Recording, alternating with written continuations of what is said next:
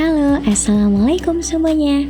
Perkenalkan, nama saya Nur Hikmah dengan NIM 220407501134. Di sini saya akan membahas tentang struktur dan pranata sosial. Apa sih struktur sosial itu? Nah, struktur sosial adalah skema penempatan nilai-nilai sosial budaya dan organ-organ masyarakat pada posisi yang dianggap sesuai demi berfungsinya organisme masyarakat sebagai suatu keseluruhan dan demi kepentingan masing-masing bagian untuk jangka waktu yang relatif lama. Ada 4 elemen struktur sosial. Yang pertama, status sosial. Kedua, peran sosial. Ketiga, kelompok, dan yang terakhir adalah lembaga. Struktur sosial juga memiliki ciri-ciri. Yang pertama, bersifat abstrak, di mana tidak dapat dilihat dan tidak dapat diraba. Yang kedua, terdapat dimensi vertikal dan horizontal. Yang ketiga, sebagai landasan sebuah proses suatu masyarakat. Yang keempat, berfungsi untuk mengatur sebagai bentuk hubungan antar individu di dalam masyarakat tertentu.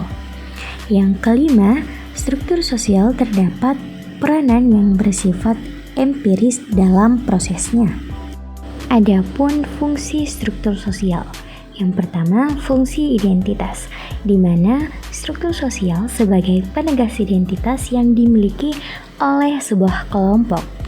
Yang kedua, ada fungsi kontrol, di mana fungsi kontrol berfungsi untuk mengatur individu dalam kehidupan bermasyarakat. Yang ketiga, ada fungsi pembelajaran. Fungsi pembelajaran ini adalah di mana individu belajar dari struktur sosial yang ada dalam kelompoknya, mulai dari sikap, kebiasaan, kepercayaan, dan kedisiplinan.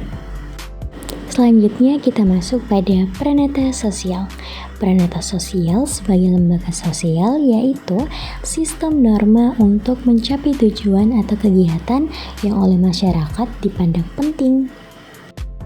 Selain untuk mengatur agar kebutuhan hidup manusia dapat terpenuhi secara memadai, pranata sosial juga sekaligus untuk mengatur agar kehidupan sosial warga masyarakat bisa berjalan dengan tertib dan lancar sesuai dengan kaidah-kaidah yang berlaku.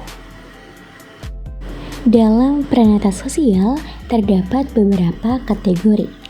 Yang pertama, pranata keluarga. Yang kedua, pranata agama. Yang ketiga, pranata pendidikan. Yang keempat, pranata ekonomi. Dan yang terakhir adalah pranata politik. Hanya itu materi yang dapat saya sampaikan. Terima kasih. Wassalamualaikum warahmatullahi wabarakatuh. Sampai jumpa.